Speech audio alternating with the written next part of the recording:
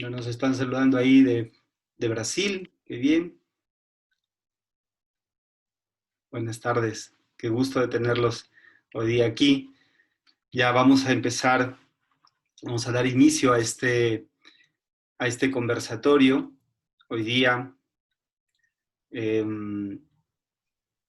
permítanme eh, convertir la pantalla para poder presentar la actividad académica que tenemos hoy día. Nosotros nos sentimos bastante gustosos de poder tener al antropólogo Joseph Levy, de origen canadiense. Él es profesor jubilado del Departamento de Sexología de la Universidad de Quebec en Montreal. Es un investigador de mucha trayectoria y nos va a hablar hoy día de un tema no solamente interesante, sino también desde una mirada distinta y bastante amplia, vista desde la antropología.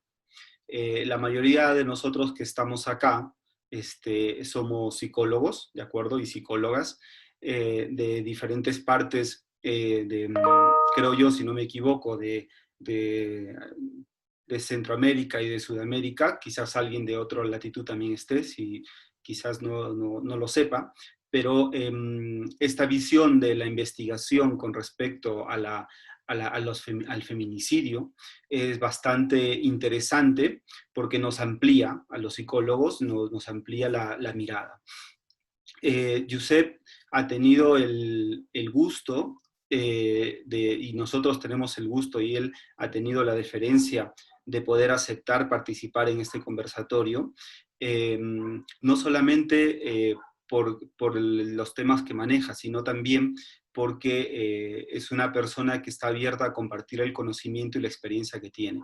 Yo de antemano le agradezco mucho por poder participar hoy día, no solamente porque esté aquí con nosotros, sino también porque él, no, su idioma natal no es el castellano, sino es el francés, y ha hecho un doble esfuerzo de poder no solamente traducir la presentación que van a ver ustedes a continuación, sino también hacer el esfuerzo de poder hablar en un idioma que no es el de él. Y eso para nosotros tiene un doble valor y un doble significado. Así que la conferencia va a consistir en que él va a revisar y va a empezar a conversarnos acerca de lo que él ha presentado, y luego vamos a hacer, a lo largo de esta presentación, vamos a hacer algunas pausas para poder ir dialogando con él. No vamos a dejar las preguntas al final ahora, sino en las 3 o 4 pausas que vamos a realizar, ¿de acuerdo? Finalmente, la visión de investigación y de investigador que tiene Josep está sistematizada en este tema en particular, y estoy seguro que nos va a nutrir mucho a nosotros como psicólogos u otras profesiones que estamos acá. Entonces, de antemano agradezco también a las personas que están conectadas hoy día, entiendo de diferentes partes del mundo quizá, así que si por ahí nos van poniendo de dónde están, sería genial también en el chat para saber. Sí, he visto de Brasil, pero no hemos visto de otros lugares, quizás de ahí. Muy bien, así que dicho esto, bueno, finalmente pues comentarles que estas iniciativas académicas las hacemos desde el Instituto Libertad, que queda en la ciudad de Cajamarca, en Perú, ¿de acuerdo? Y somos una institución pues dedicada a la atención a la formación y a la investigación de la psicoterapia desde el modelo sistémico, y pertenecemos ya unos buenos años a la red Relates y a la red, a la Asociación de Escuelas Sistémicas y Terapeutas del Perú. Dicho esto, voy a empezar a presentar, bueno, darle el pase a Josep, mientras que yo cargo la presentación.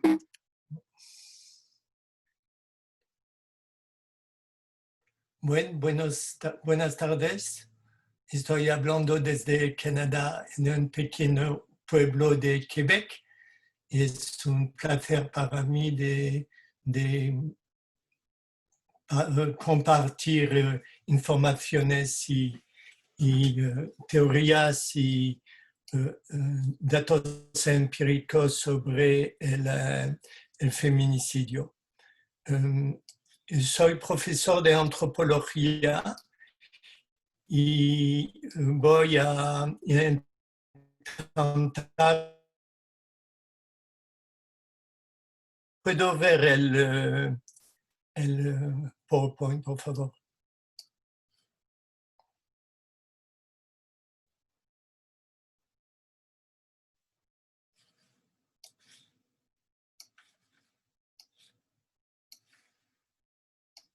No hay, ¿eh?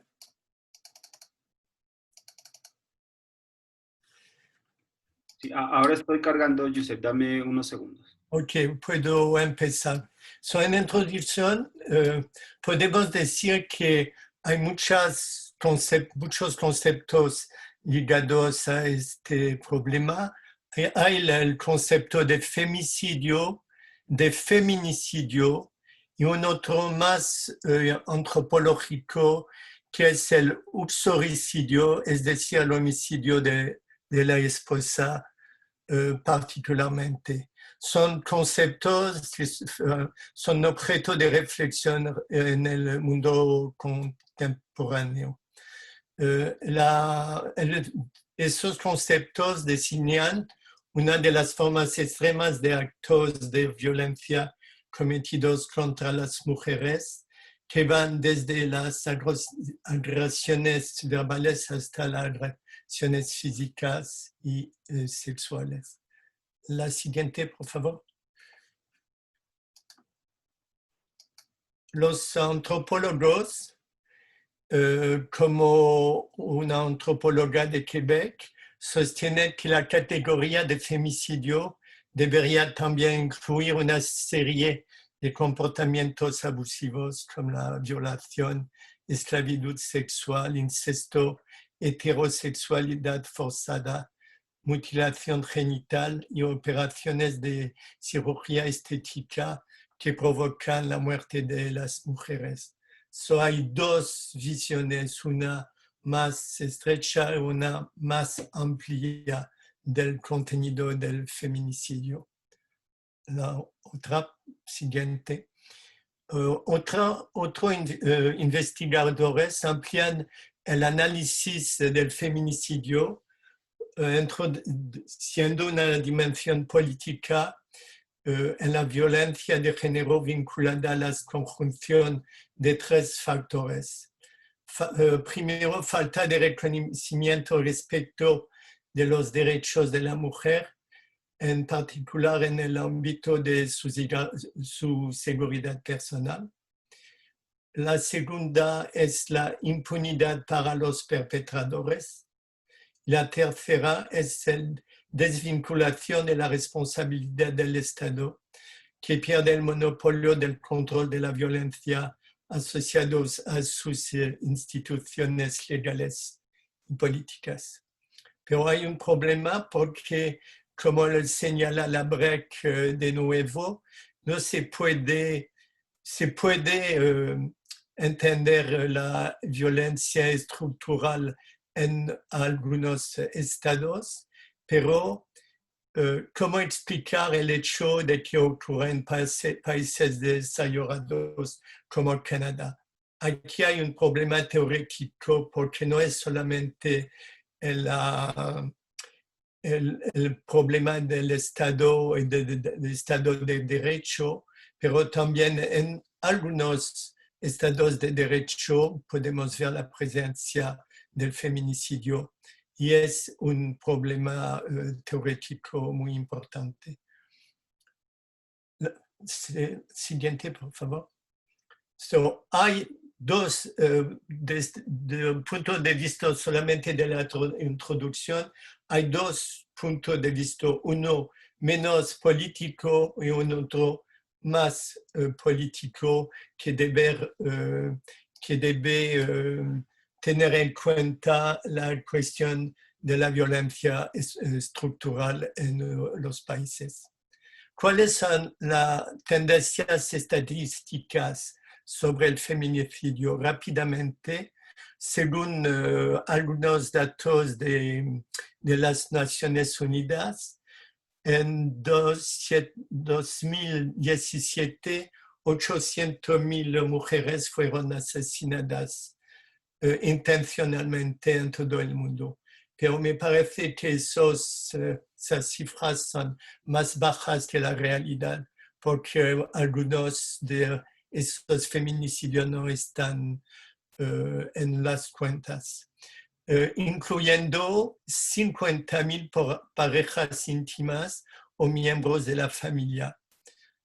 Es 137 mujeres por día. So, la mayor parte es en el contexto de la familia. Y 30.000 mujeres han pasado por parejas íntimas pasadas o presentes. Es decir, que es realmente un problema de relación muy emocional entre la gente. Y el porcentaje de mujeres que fueron asesinadas desde 2017 es más de un 10%. No tengo cifras para hoy, pero me parece que están creciendo. La distribución por continente indica que Asia es la más extendida, seguida de África, América, Europa y Oceanía, pasando de 20.000 mujeres en Asia a 300 en Oceanía. Pero hay algunos lugares de Oceanía donde la violencia contra las mujeres es mucho más alta que en otros países. Es decir, que el número de asesinatos ha disminuido de 3.1 por 100.000 habitantes en África a 0.7 por 100.000 habitantes en Europa. Es decir, que es en África que el riesgo es más importante y Europa es el más seguro para las mujeres. Siguiente. Pero estas estadísticas indicativas no captan las matrices socioculturales en las que se producen esos homicidios. Y veremos ahora 4 matrices socioculturales que dan cuenta de ciertos pretextos utilizados para explicar para estos asesinatos. El pretexto del honor, el pretexto financiero, el pretexto del amor apasionado y el pretexto del sexo a través del servicio sexual femenino obligatorio. Veremos estos 4 pretextos en la ahora. El primero es el honor. Es el complejo más importante que fue muy estudiado por los antropólogos. Siguiente, por favor. Es un valor colectivo central que se encuentra en varios grupos socioculturales, la región del Mediterráneo, el Oriente Medio, América del Sur y Asia Sudoccidental.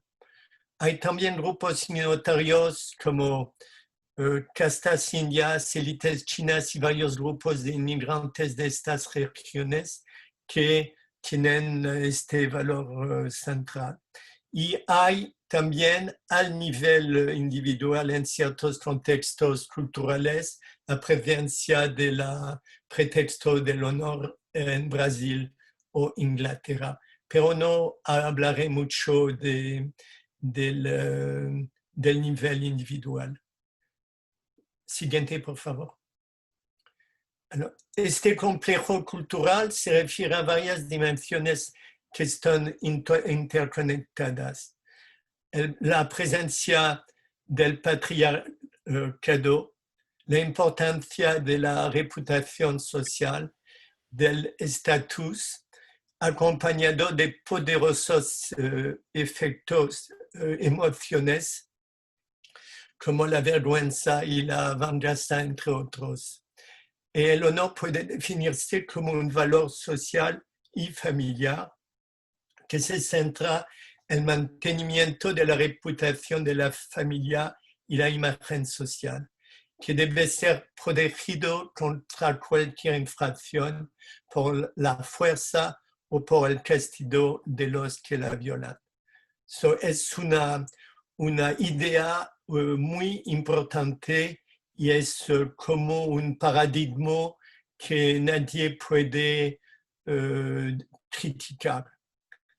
Siguiente, por favor. Para Schneider, que trabajó mucho este tema, el honor se refiere a las relaciones de poder enraizadas en una ideología de protección del grupo social, en un campo social marcado por la competencia que se encuentra en las sociedades patriarcales. El honor sigue dependiendo del comportamiento de cada miembro de la familia y su control sobre los hombres y las mujeres se ejerce de manera diferente. En estas estructuras sociales y ideología, son las mujeres las que se encargan de mantener el honor de la familia y de ahí su constante supervisión por parte o del padre o del marido o del hermano y supervisión de sus relaciones predominantemente masculinas por una serie de mecanismos, por ejemplo, confinamiento en el ámbito doméstico, el vuelo y el uso de las mutilaciones genitales. Si por acciones se desvían desde el código, pueden perjudicar a todo el grupo, particularmente en el área de las normas de conducta sexual que son centrales en esta construcción. Es decir, que con el honor hay un punto muy importante que es la sexualidad, y es decir, el control de las relaciones sexuales de las mujeres antes del casamiento.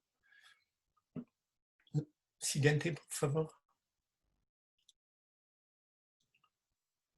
¿Cuáles las normas que las mujeres deben presentar?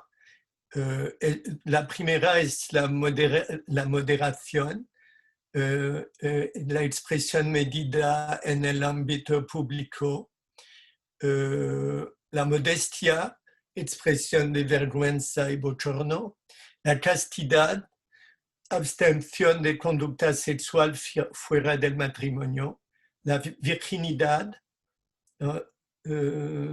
¿Puedes antes, por favor? Eden, sí.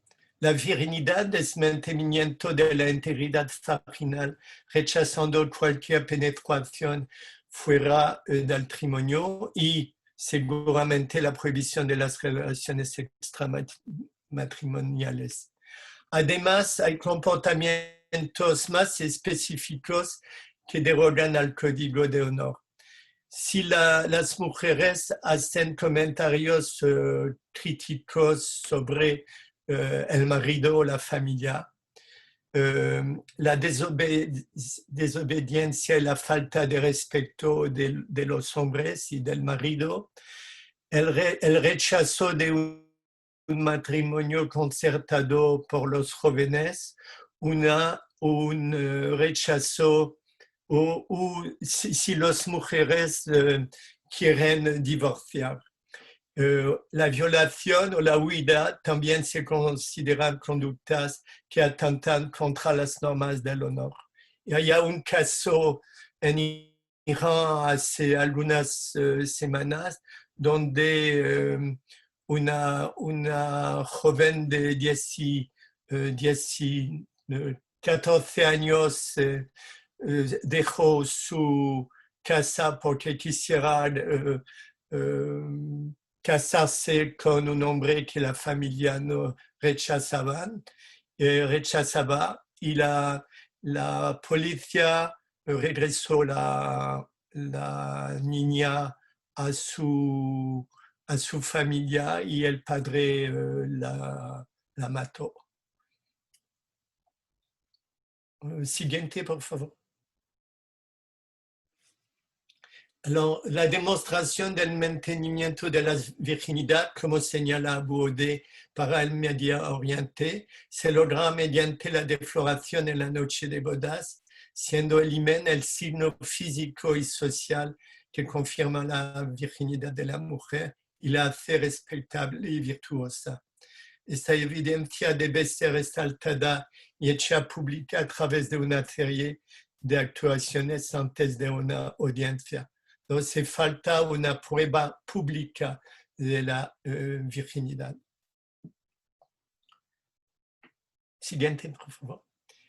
Cualquier transgresión de estas normas puede dar lugar a la comisión de un crimen de honor, prueba de que el grupo social, en particular los hombres, mantienen estos mandamientos. Apartarse de ellos es perder la masculinidad.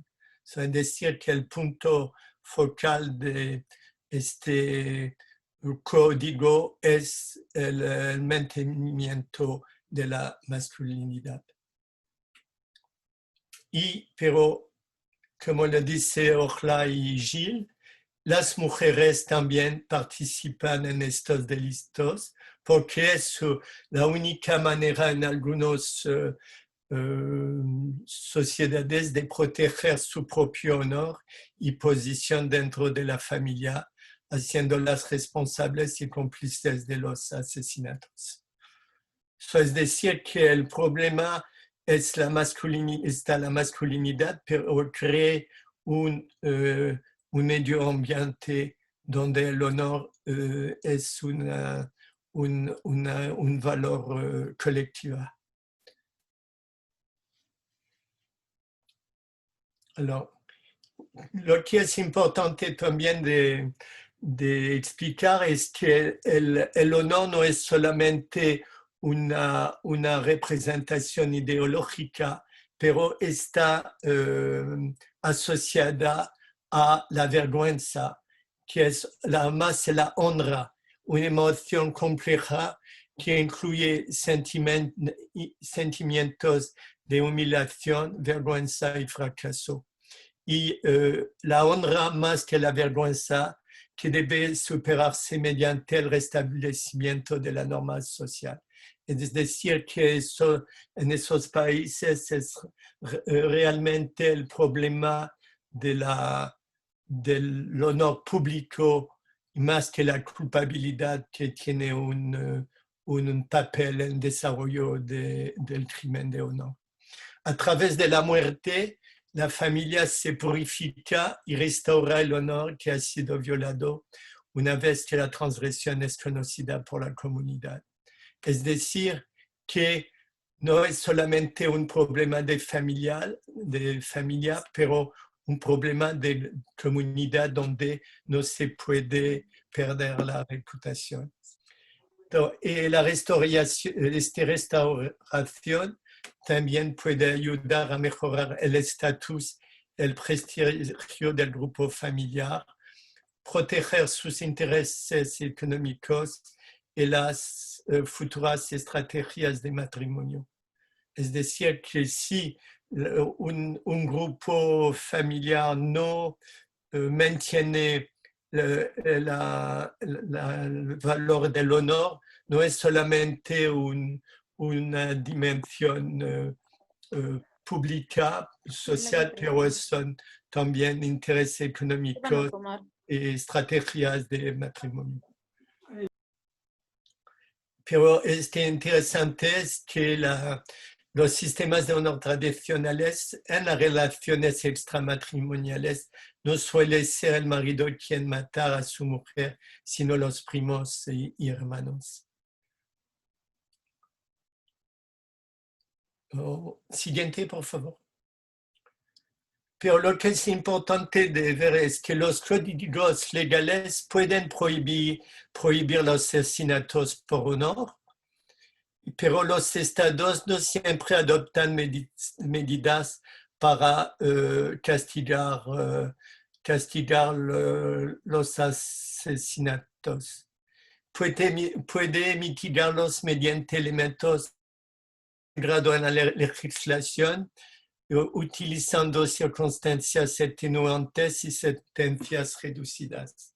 Y aquí es el problema de un Estado de Derecho que no quiere reconocer los derechos de las mujeres. Por eso, en algunos países el feminicidio está aumentando. Por ejemplo, es el caso de Pakistán, donde las instituciones estatales son cada vez más débiles, están plagadas de corrupción y problemas económicos y se enfrentan al aumento de las demandas de las mujeres, sino de las feministas. De ahí el refuerzo de las costumbres tradicionales, el uso del feminicidio para reducir las demandas de las mujeres. Es decir, que el femicidio es una medida de control social para reducir los derechos de las mujeres. Siguiente. El problema también es que las mujeres entran en el mercado laboral y las normas sociales que rigen la retención de las mujeres en la esfera doméstica y la segregación por género son más difíciles de mantener, lo que dificulta su supervisión y control.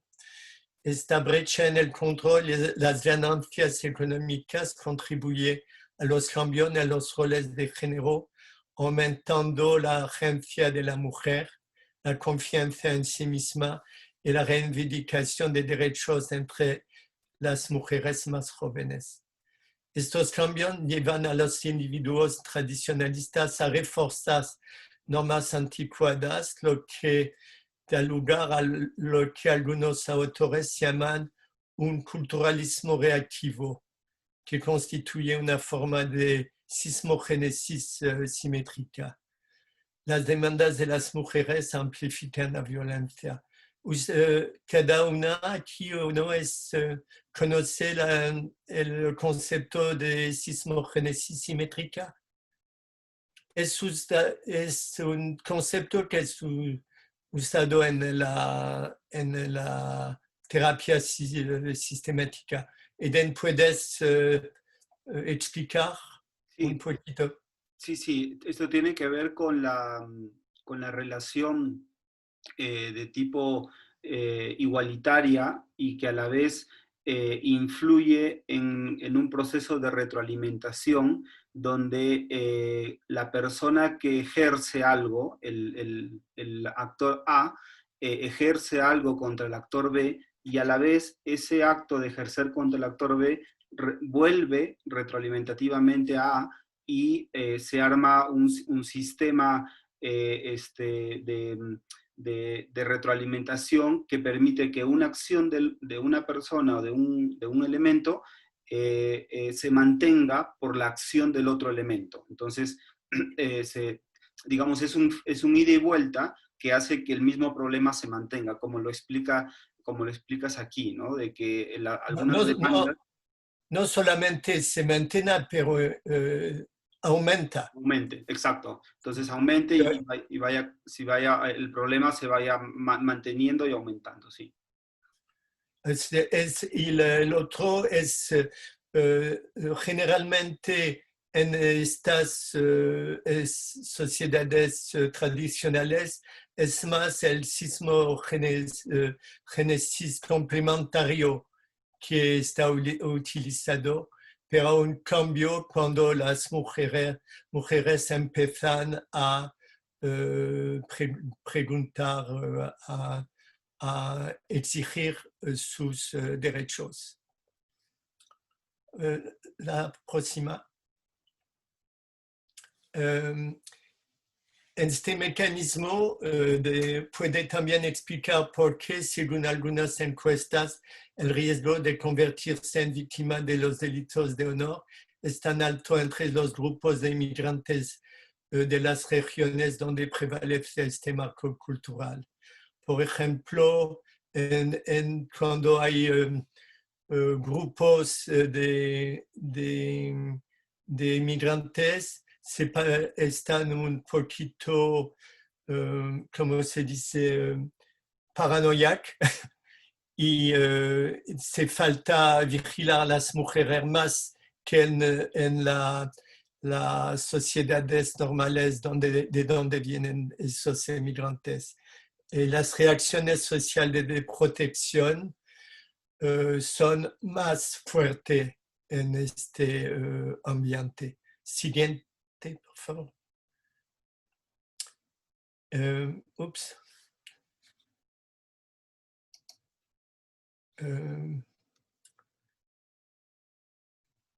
Y hay asesinatos por honor también pueden adoptar una forma menos colectiva, como fue el caso en Brasil, donde según Machado un hombre podía matar a su esposa para defender su honor como hombre y ser absuelto.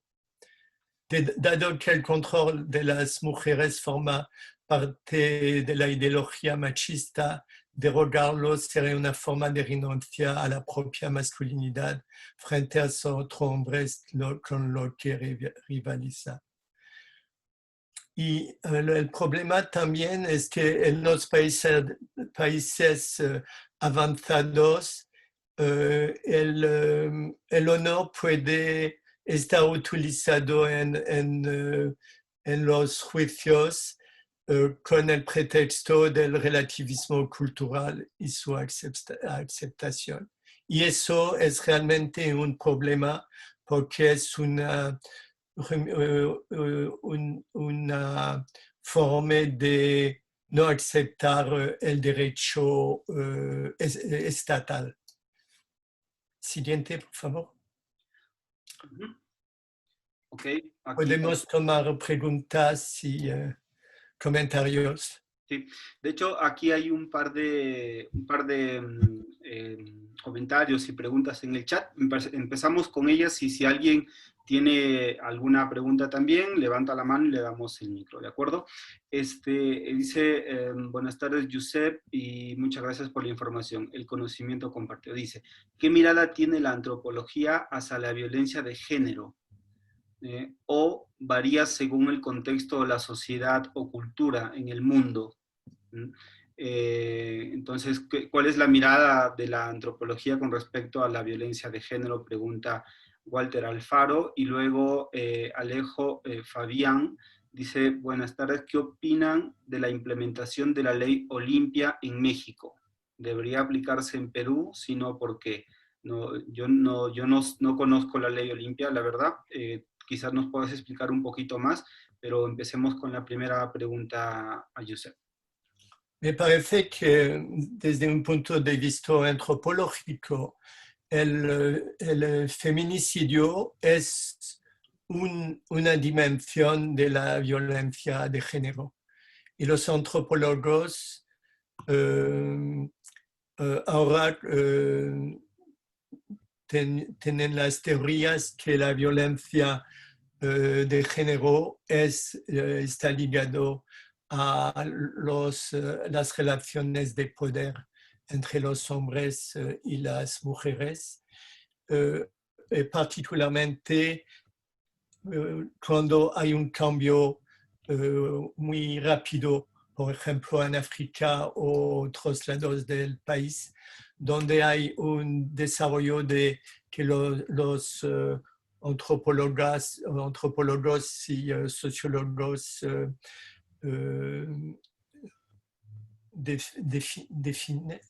definen como anomia.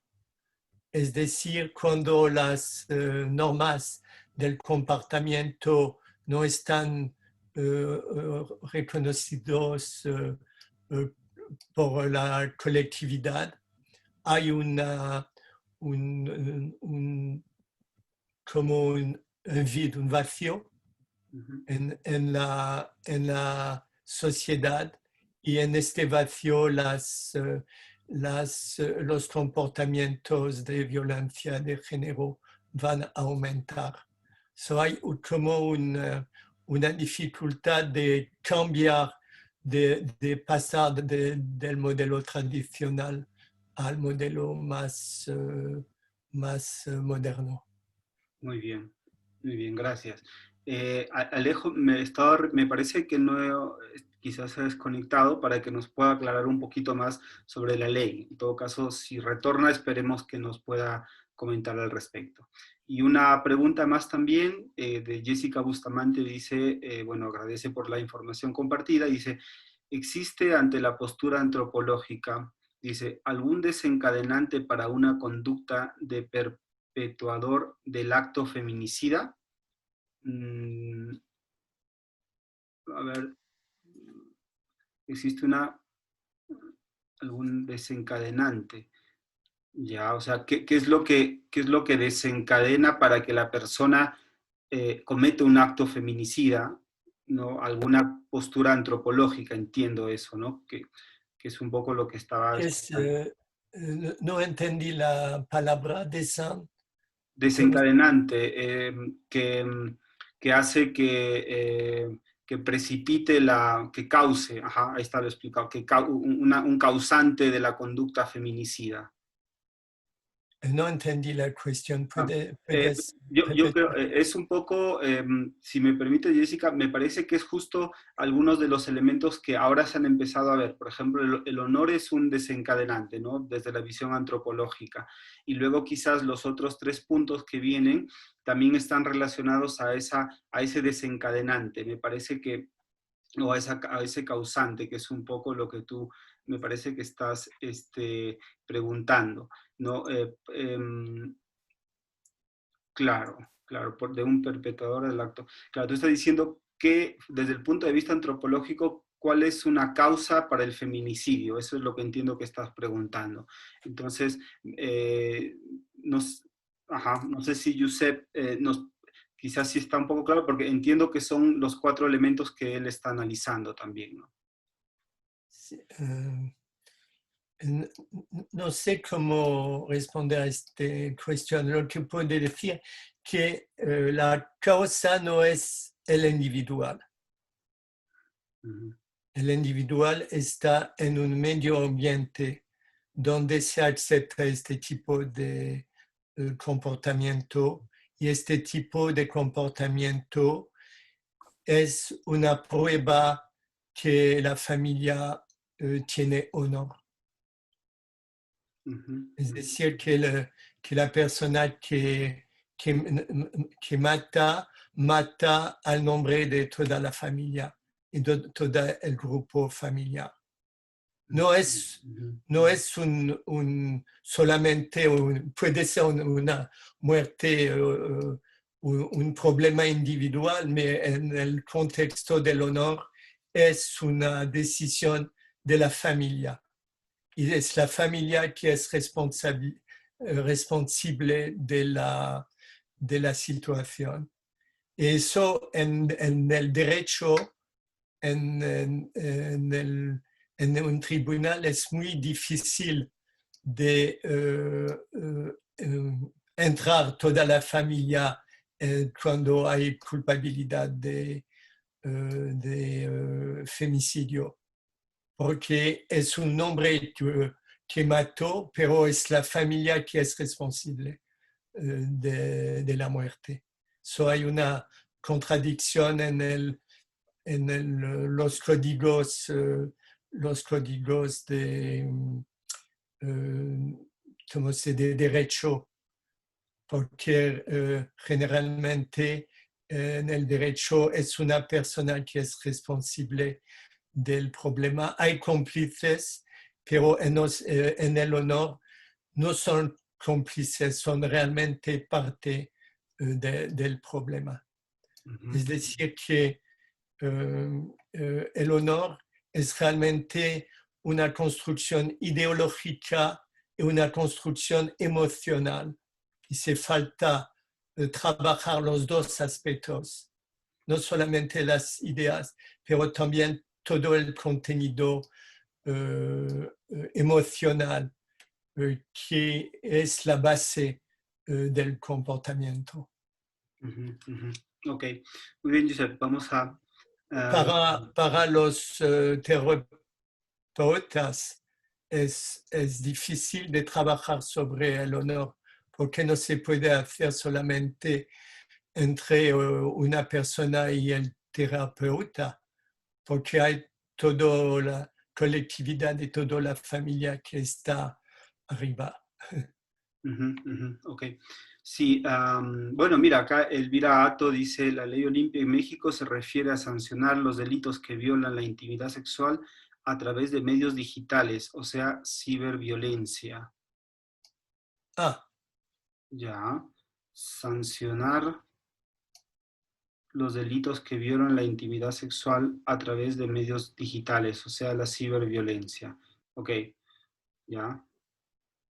bueno, Bueno, está un poco más... pero no, es una cuestión importante, pero me parece que falta tratarla desde el punto del, no sé cómo se dice, del bullying, donde el feminicidio puede estar el producto de un bullying muy fuerte.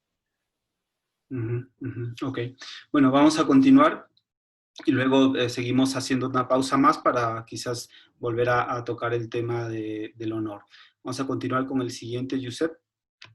El pretexto financiero es un pretexto importante en algunas sociedades.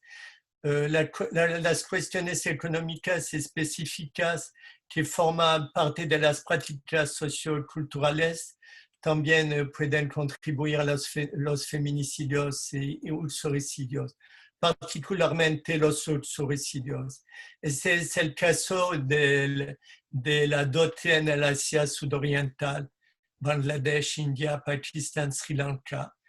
Es una práctica donde que requiere que la familia de la esposa pague una suma cada vez más importante al marido como parte del contrato de matrimonio. Con el tiempo, esta costumbre ha pasado de ser una estrategia para proteger a la mujer a un instrumento de explotación de la familia de la esposa por el prometido o su familia. Es decir, que hay dos formas de cambios económicos. Una es la dote, donde el dinero pasa de la familia de la mujer a la familia del hombre. En otros lados, particularmente en África, es el contrario. El dinero o los bienes materiales pasan de la familia del marido a la familia de la mujer. Pero en el caso de la dote, siguiente, por favor.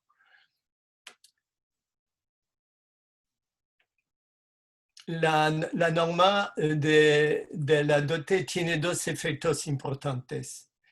Promover la detección de embarazos por medios médicos y recurrir a abortos selectivos para eliminar los fetos femeninos. Hay una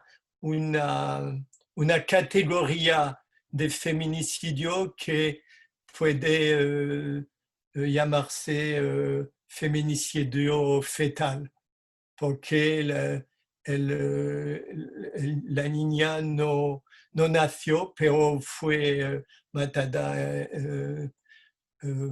por el grupo. Y si no hay aborto,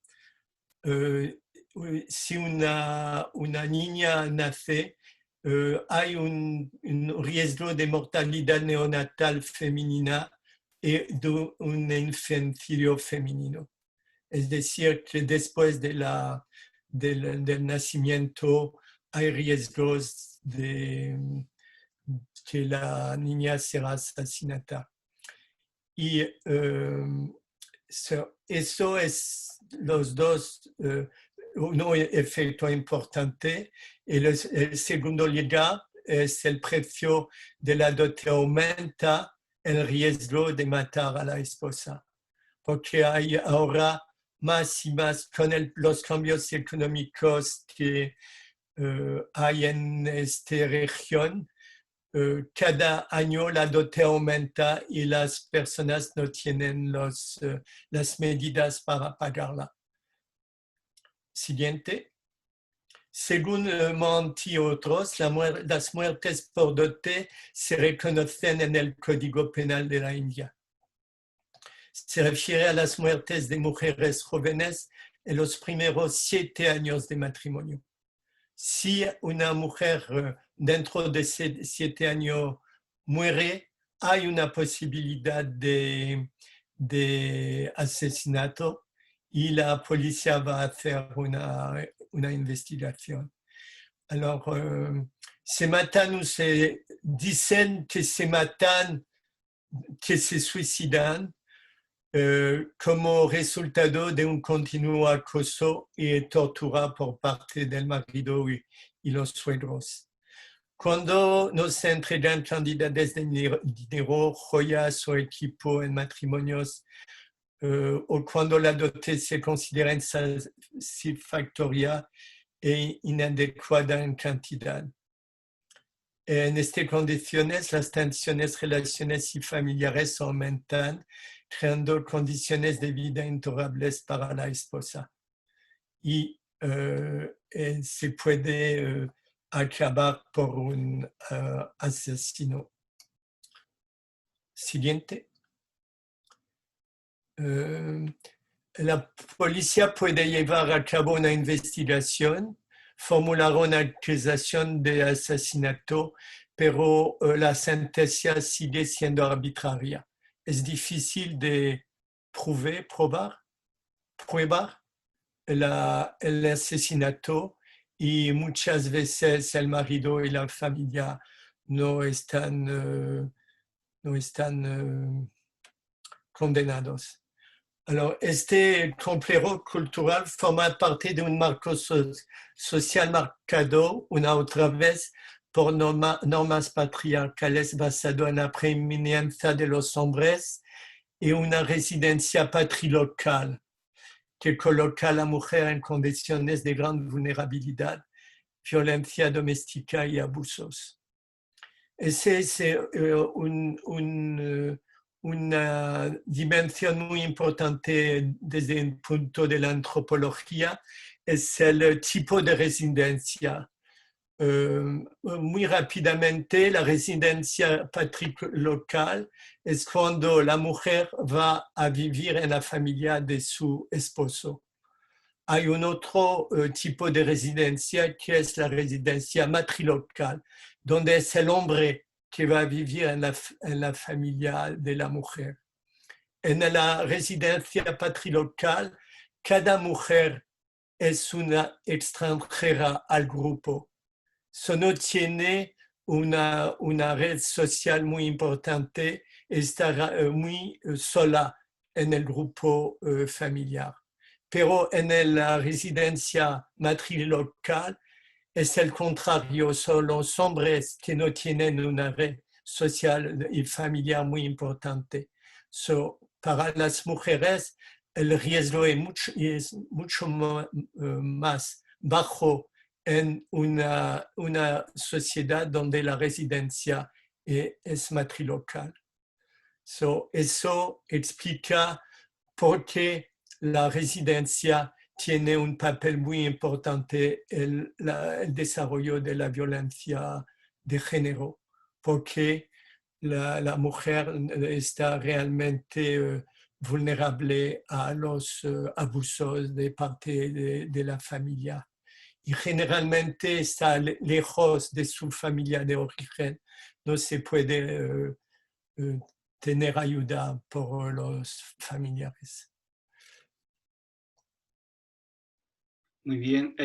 Vamos, acá tenemos una pausa, pero mejor continuemos, Josep, al tercero y después del tercero hacemos una nueva pausa, ¿de acuerdo? Como quieres, sí. Sí, que es el pretexto de la pasión amorosa. Alors, la pasión amorosa fue tratado de un punto de vista histórico y más de un punto de vista de la psicología social. Y pero hay temas desde este pretexto donde los antropólogos pueden añadir dimensiones.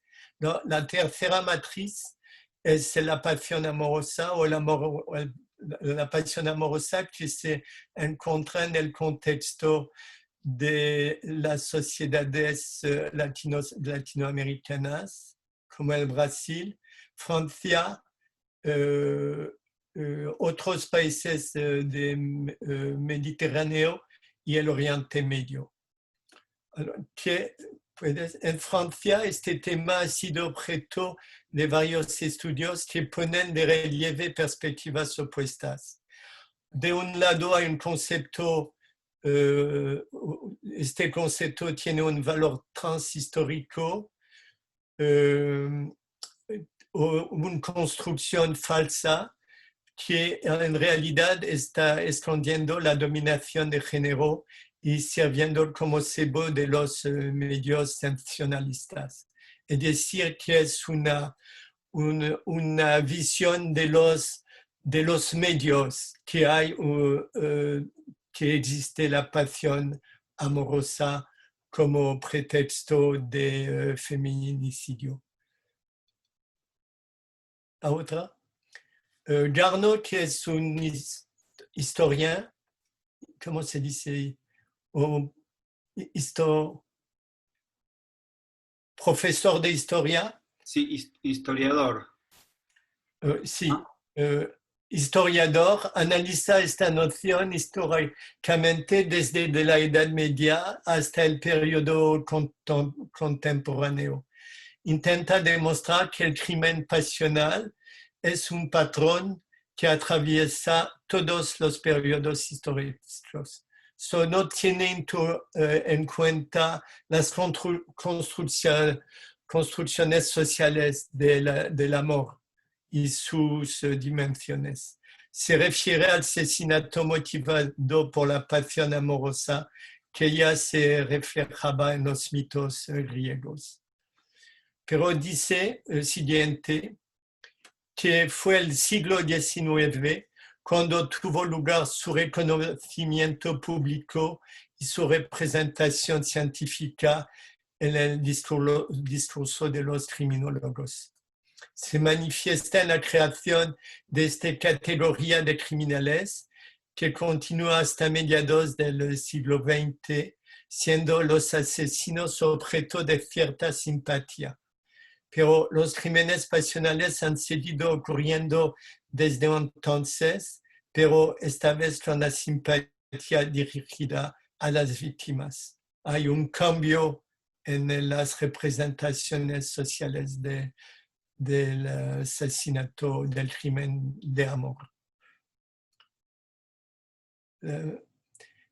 Garneau argumenta que el crimen pasional corre a lo largo de la historia y se basa en una constelación de rasgos psicológicos que incluyen un narcisismo excesivo y una tendencia a los celos. Dice que esos rasgos son producto de una falta de afecto durante la infancia y dice que ha aumentado con la expansión de la familia nuclear y su retraimiento en sí misma. Y con la desintegración de las familias y su recomposición, los determinantes básicos seguirán manteniéndose y amplificándose, por lo tanto, aumentarán los crímenes pasionales en el futuro. Siguiente.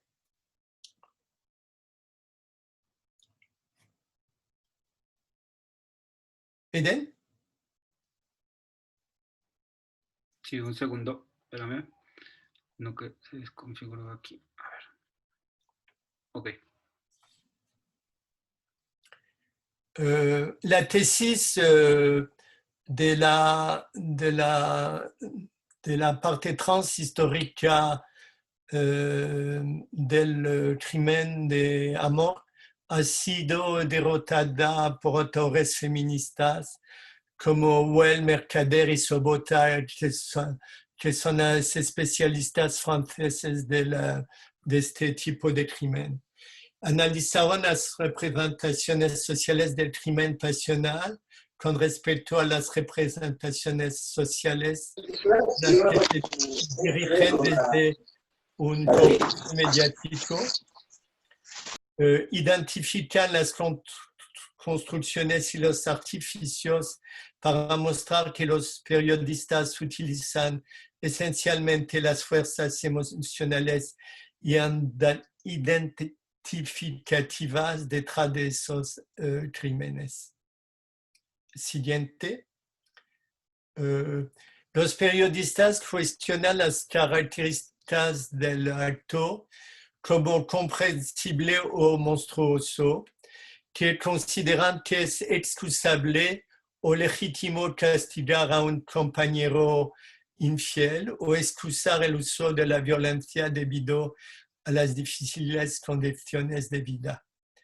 Favorecen un enfoque psicopatológico de la delincuencia, un modelo de relaciones desiguales entre hombres y mujeres, que dicen articulado con una representación fusional del amor y la familia y una doble moral para hombres y mujeres. Y eso es importante en la prensa, la cuestión del amor como una fusión del hombre y de la mujer. Siguiente.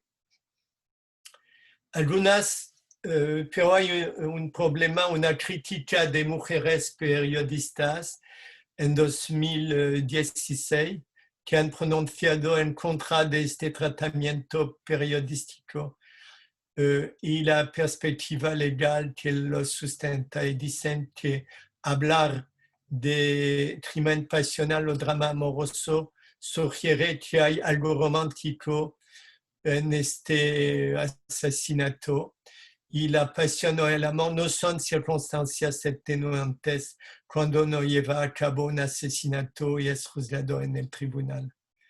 Es decir, que bajo ninguna circunstancia deben invocarse para reducir al mínimo la violencia infligida a una mujer. Es decir, que rechazan la noción de crimen de amor. Hay una contradicción entre amor y matar. Siguiente.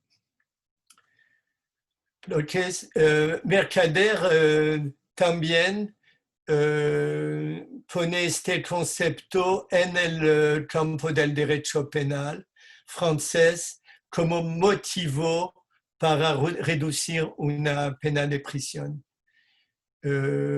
Esos artículos han desaparecido después de 1790, el siglo XVIII, pero la dimensión de las circunstancias atenuantes permanece como ella señala. Dice que el problema del acto es ligado a de las circunstancias atenuantes por sí mismo. El siguiente. Hay también dimensiones sociológicas particulares a este crimen, presencia de la normalidad en las características sociales y profesionales de los autores del crimen. Es decir, que no hay una psicopatología directamente visible en los autores del crimen. Casi la mayoría de estos delitos se producen en el contexto de relaciones de pareja de más de 2 años y casi la mitad de ellos después de una vida marital de más de 10 años. Es decir, que no es un problema de pareja joven. Hay un tiempo de vivir junto importante. El crimen no es solo un asunto de pareja, sino también un asunto familiar, ya que el asesinato no solo se dirige a la pareja, sino a veces también a los miembros de la familia, por ejemplo, los niños. Es decir, una otra vez, que el problema no es solamente un problema individual, pero un problema más familiar y colectivo. Siguiente. Las hipótesis explicativas para estos psicólogos se refieren a la expresión extrema o a una consecuencia de la violencia doméstica que tiene sus raíces en los patrones desiguales de las relaciones de pareja. Es decir, que es una violencia de género. Los hombres exhiben, entre otras cosas, las dimensiones problemáticas de la virilidad defensiva, ligada a la honra de pasar por mujer. Podemos ver una otra vez como en el honor que la cuestión del desarrollo y de la construcción de la identidad masculina es problemática. Lo que considera vergonzoso y indigno de un hombre es ser incapaz de controlar la tierna corriente de sus emociones, expresiones de machismo, de rigidez y autoritarismo pseudo-paternal. Es decir, para esos hombres no se puede exprimir las emociones y eso es una parte de la construcción de la identidad masculina en esos medios contextos. Siguiente. Estos autores insisten en la presencia de un modelo familiar y dicen altamente patógeno basado en el derecho de paso. La apropiación de la mujer y las relaciones familiares marcadas por la fusión y la insexualidad están estrechamente vinculadas. Y a estos rasgos se añaden, como señalan otros autores, la incapacidad de soportar la separación o la amenaza de ruptura. La pérdida del objeto conduce a un sufrimiento intolerable en el origen de un proceso emocional y depresivo de asesinato-suicidio. Podemos ver que hay dos modelos. El modelo del honor, donde hay una colectividad, y el modelo del crimen de amor, donde es realmente relaciones muy estrechas en la familia, en la pareja, que pueden explicar este comportamiento. El crimen de amor es realmente un pretexto que demuestra que la reducción de la familia a la pareja a un grupo muy pequeño puede desarrollar riesgos de feminicidio. Bien, aquí paramos otra vez. ¿De acuerdo? Bueno, dejamos un poco los micros también. Sería interesante que también puedan levantar. Ahora están silenciados, pero si quieren hacer una pregunta, solo levanten la mano nada más y le damos el pase para que puedan abrir los micros y las cámaras también para poder interactuar un poquito más también sería interesante, ¿no? A ver, aquí igual leo la pregunta de Jessica. Dice... Bustamante dice, las representaciones sociales actuales de crimen de amor son la principal causa de feminicidios. Claro, en países, no sé, estamos hablando del Perú. ¿Mm? ¿Qué pautas podría sugerirnos para prevenir en una combinación de antropología y psicología? ¿Qué podríamos hacer, dice Jessica, o qué idea, o cómo se podría esto resolver, o de alguna manera tratar de hacer algo, Josep, al respecto? Pero hay que ver, no conozco la situación del Perú, pero el amor es el pretexto muy importante. Sí. Pero ¿en qué condiciones? ¿Cuando hay una relación extramarital o solamente en la pareja? Yo creo que tiene una combinación, a veces con situaciones extramaritales o a veces cuando hay un riesgo de abandono, ¿no? de la persona. Dice, me quiero ir, ya no quiero terminar la relación. Entonces, en esas circunstancias se producen una buena cantidad de feminicidios. Y dentro de ellos también hay situaciones de infidelidad, también existen. Ajá. Hay de las dos variantes, diría yo. Quizás, no sé si Jessica estás de acuerdo o quizás puedas igual aclararnos un poco más según tu perspectiva. Una otra cuestión es más en la ciudad o en los pueblos. Desde lo que podemos ver, al menos lo que nos presentan en general los medios de comunicación, creo que se sabe más de las ciudades, ¿ok? Se sabe más de las ciudades grandes como Lima u otras ciudades. Eh, pero también, por ejemplo, en Cajamarca, donde yo estoy, Cajamarca es una ciudad, pero la mayor cantidad de población es rural, es el campo. Y también existen feminicidios en el campo también, pero El lo que más, feminicidio por razones de amor. sí, Ok, es muy complicado. Voy a intentar de... Me parece una primera... hay que ver la, la, ¿cómo se dice? El papel de las telenovelas, el desarrollo de este tipo de problema. Ahora, hoy en África, en Sudamérica, en Asia, el amor es un tema muy importante de la telenovelas. Y las telenovelas presentan escenarios de vida que algunas veces muy modernos, pero que ponen en que ponen las contradicciones de la vida moderna más clara. Y para la pareja hay como un deseo de estar como las parejas en las telenovelas y no pueden desarrollar este modelo. Y cuando quieren hacer de las telenovelas la vida real, hay un fracaso que puede desarrollarse.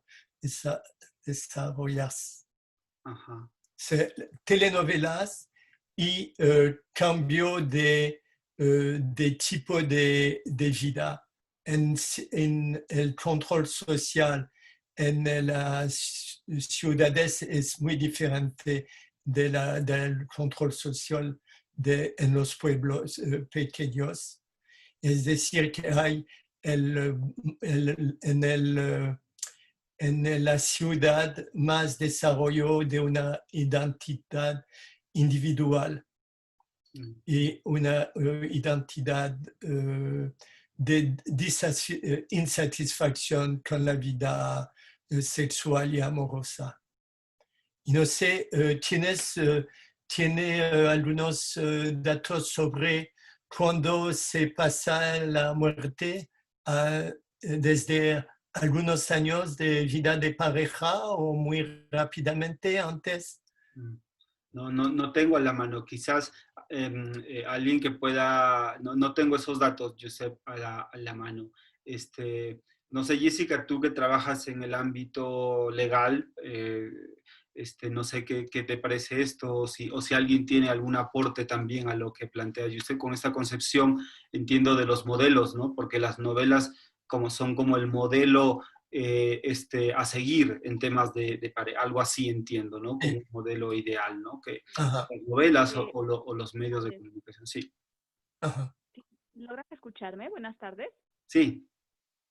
Buenas tardes, apreciado Eden y a todas las personas participantes. Excelente, apreciado Giuseppe, muy buena información. Sí, en realidad lo que ha mencionado dentro de los prototipos en novelas o moldeadores sociales están calando en las personas y hoy que lo dice deberían ser considerados como factores antropológicos también. Si bien Ajá. es cierto, y mi pregunta se dirigía a ello, al aspecto preventivo, ya que esa es la principal causa. Hoy en nombre del amor se está concurriendo mucho en el feminicidio y Ajá. no necesariamente en este vínculo de la relación de infidelidad o la relación no formal, sino aquella que se inició como una violencia intrafamiliar, tuvo un ciclo de violencia que fueron agudizándose y llegando al feminicidio, que es nuestra población más álgida en Perú, aquellos que se da dentro de la misma dinámica familiar, donde hay hijos en Eh, eh, común y demás. ¿Puedes hablar un poquito menos rápidamente porque no puedo seguir? Perdón. Sí, mil disculpas, perdón. Decía de que en Perú la población más hallada en consecuencia del feminicidio o tentativa de feminicidio son dentro de familias constituidas, común, pero que ya emergen de ciclos de violencia en los cuales ha habido separaciones, denuncias previas y demás. Y como usted bien nos decía, esto es en nombre de probablemente del amor, de que inicialmente se formó este hogar con bases de afecto y demás, pero ¿qué es lo que ocurre luego? Para que se pueda concluir en una consecuencia tan fatídica. Y esa es nuestra realidad actual. Esa es la principal cifra que hallamos y el otro factor es en ambas poblaciones, zona rural, zona urbana, y siempre nos quepan muchas dudas y sobre todo la deficiencia para poder explicar cuando estamos frente a los operadores de justicia de por qué se dio este acto femicida frente a alguien que se supone ama, frente a alguien que es madre de sus hijos. ¿Cómo explicar ese proceder? Espero haya podido Ah, entenderme. Gracias. es difícil para mí de responder claramente porque mi español no está bastante bueno. En francés será más fácil. Me parece que el problema también es el cambio de roles, papeles sociales. Es decir, cuando ahora las mujeres no quieren estar solamente madres, pero también amantes y mantener ese nivel de amor y de emoción en la pareja. Y puede ser que esta dificultad a mantener la atención entre madre y amante para el marido, que puede estar también un problema cuando hay una expresión. Por ejemplo, ahora hay hombres que no quieren casarse o tener niños porque no quieren tener una mujer que pasa del estatus de amante al estatus de madre. Y no quieren, se prefieren no casarse, o no casarse, pero no quieren tener niños. Puede ser que haya ahora una tensión entre los dos. Mujeres que quieren estar totalmente desarrolladas en todos los papeles, donde estar una madre es solamente un un tipo de papel y familias donde el hombre no acepta que la mujer se desarrolla fuera de la relación de maternidad y de esposa en una relación, y me parece es importante, en una relación de chismogénesis complementaria. Cuando hay un cambio para estar en una chismogénesis más, como hemos dicho, más simétrica, cuando hay una demanda de igualdad, el problema puede ser más importante. Ujú. También sumo a esto, Josep, y yo coincido que los cambios de roles pueden ser un factor importante para el feminicidio dentro de las familias que habla Jessica, que se constituyeron inicialmente por una situación de cariño y de amor. Y también hago coincidir con el comentario que ha hecho Alessandra Mannarelli, que dice que hay poca tolerancia a la pérdida de la pareja, ¿no? Ajá, Uno de los dos quiere irse, el otro no tolera esa pérdida. ajá. Entonces, creo que los roles también se suman a este concepto de pareja que tenemos, ¿no? De que si te vas o que no te puedes ir, no puedes dejarme, ¿no? Por X motivos, por muchas razones, ¿no? Entonces, creo que por ahí van tomando forma diferentes aspectos socioculturales también y van apareciendo y apareciendo muchos feminicidios, me parece, ¿no? Entonces, por ahí me Pero parece que va el tema, se ¿no? puede también considerar la cuestión de la construcción de la posesividad Ujú, y la posesión en la pareja. ujú, Si la mujer es como un objeto y una posesión del hombre, el hombre va a... Por él es no solamente la mujer, pero es una parte de su material y eso no se puede perder. ujú, Me ujú. parece que para terapeutas trabajar el tema de la profesión y voy a ver solamente ¿cómo se dice en español?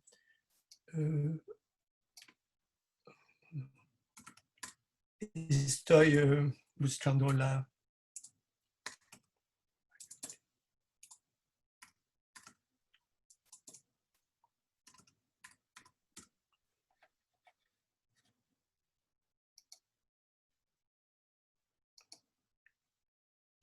lealtad. Ujú, ujú, Me ujú, parece que el tema de la lealtad a la familia es también un concepto importante a hacer investigación sobre este tema. ujú, Posesión y lealtad son conceptos muy cargados también ujú, ujú. con amor. Sí. Y yo creo, Giuseppe, ya el tiempo ya nos está ganando. Yo creo que tiene mucha razón todo lo que tú nos presentas, porque en lugares como los nuestros, en latitudes como las nuestras, efectivamente este concepto de lealtad y de posesión son muy marcadas en culturas como las nuestras, ¿no? Y eso sí influye mucho en los feminicidios o en otros problemas también de pareja que pueden haber, como la violencia, netamente, bueno, como, o sea, no llegar al feminicidio, pero sí la violencia permanente dentro de las familias, ¿no? Y por último, yo que ya el tiempo nos ha ganado, la verdad, hay un elemento más que es el amor y el sexo. No sé si nos podrías comentar brevemente, en general, de qué se trata para ya ir cerrando el conversatorio. Muy bien. El, el tema del pretexto del sexo es hay muchos feminicidios ligados al sexo, Uh -huh. eh, pero hay hay sociedades donde hay feminicidio cuando la mujer rechaza a las relaciones sexuales. Y, por ejemplo, en Ghana, en África, hay estudios que muestran que el rechazo de relaciones sexuales es un comportamiento que va a desarrollar una violencia extrema en los hombres, porque como la posesión tienen el derecho en cualquier momento de tener relaciones sexuales.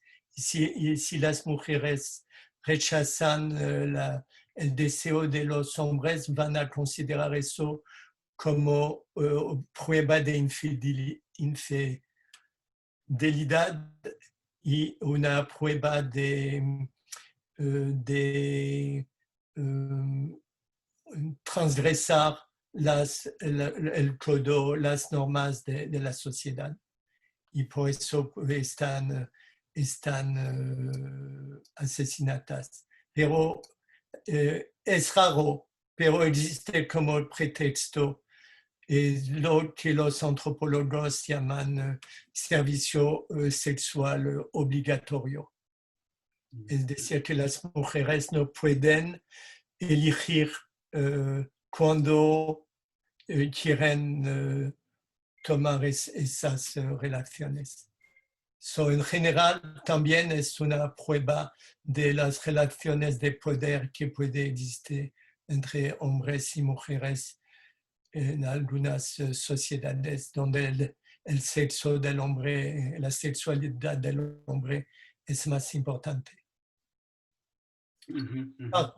Para concluir, me parece que es importante de ver que estamos en una situación donde la sismogénesis simétrica va a ampliarse con las demandas de los derechos de las mujeres y el desarrollo de la autonomía de las mujeres. Y para algunos hombres ese no es aceptable en general y en el campo de la sexualidad.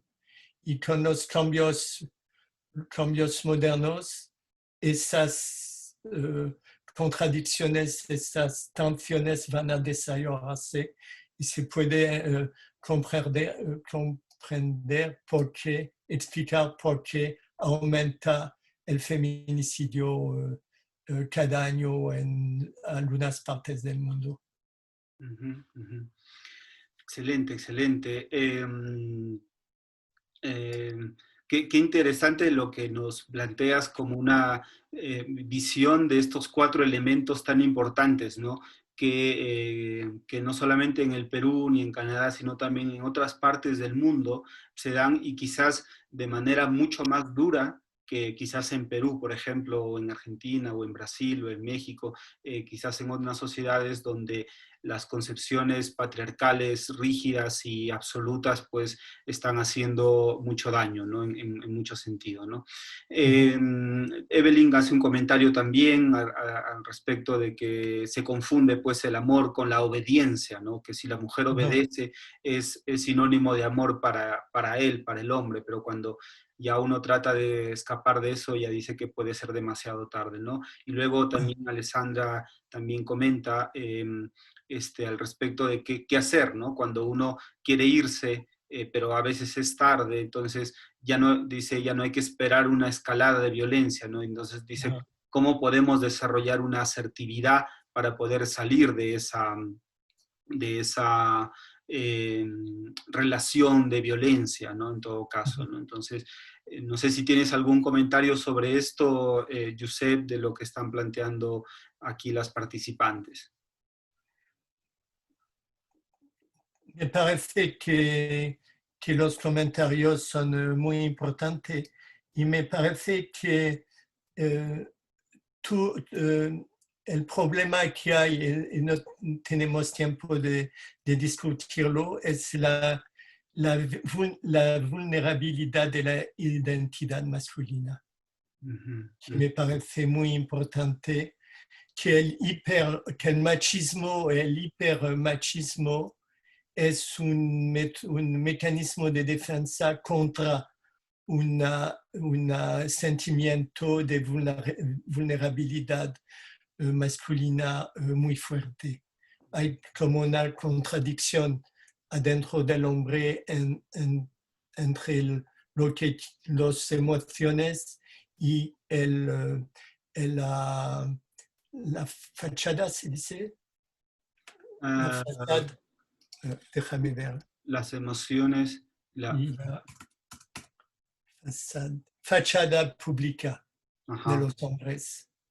La imagen que da a la sociedad, claro. Sí, a la sociedad. Y me parece que es más importante el hombre la fachada, la imagen pública que la imagen íntima. Ok. Muy bien.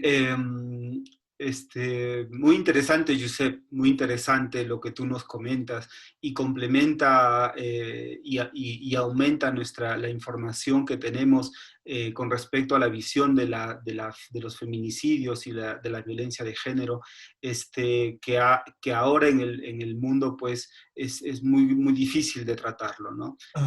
Antonia también, que está en España, dice, hay movimientos y asociaciones de nuevas masculinidades. Sí, efectivamente. En Perú también hay movimientos también, efectivamente, para promover otra visión y otra versión de la masculinidad, no asociada a estos elementos que estamos mostrando, sino quizás asociada a elementos donde también se puedan mostrar vulnerabilidad o una serie de elementos más.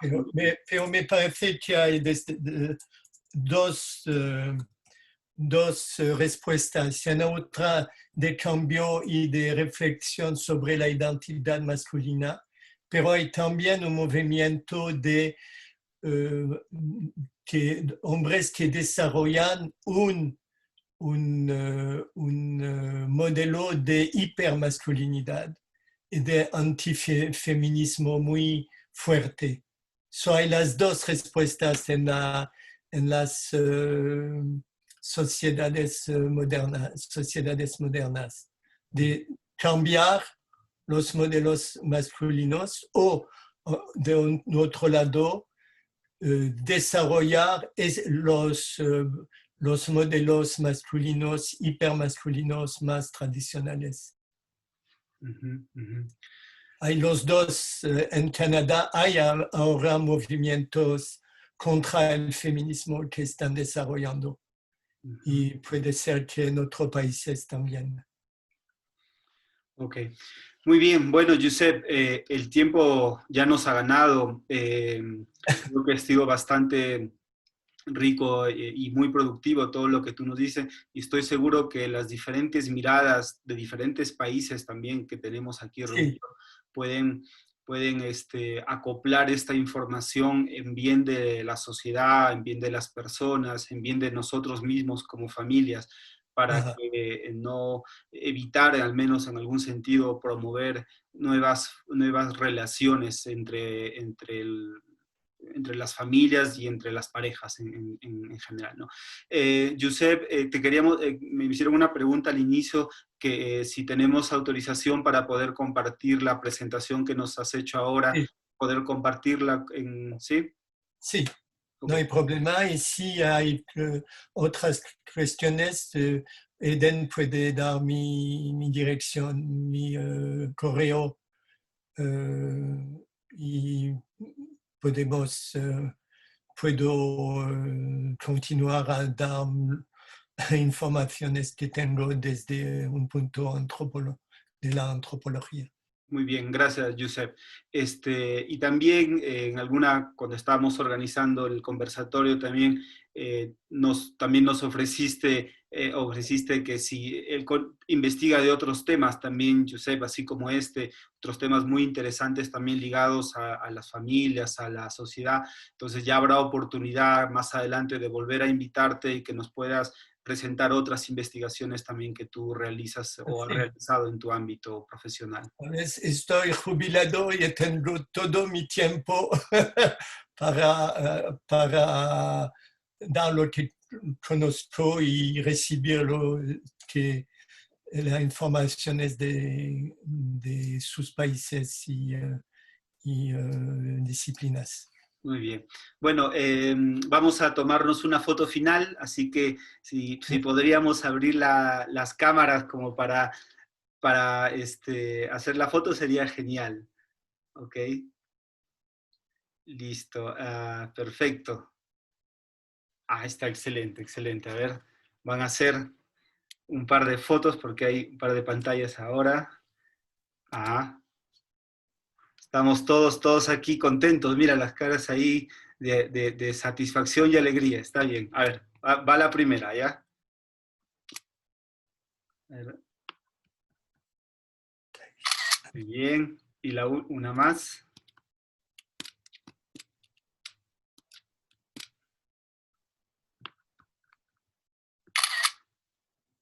Ok.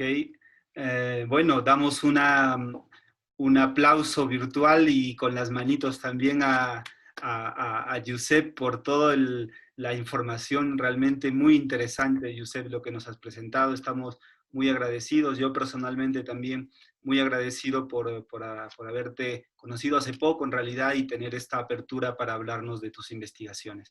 Así Muchas gracias, fue un placer. Gracias también. Así que, bueno, gracias a ustedes por participar también. Les estaremos avisando a través de nuestras redes, de nuestras, bueno, a ver, perdón. Lina ha pedido a la mano, ¿sí? Antes de terminar, Lina.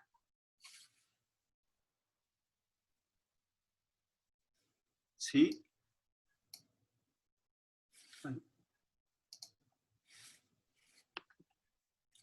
No, bueno, igual, si hay algo que escribir ahí. Entonces, les decíamos que gracias a ustedes también por participar y seguiremos trabajando y haciendo eventos de este tipo para las personas que estén interesadas. Así que síganos a través de las redes, los correos electrónicos que siempre enviamos y muchas gracias por participar. Así que, gracias, Josep, y muchísimas gracias a todos. Terminamos el conversatorio por hoy.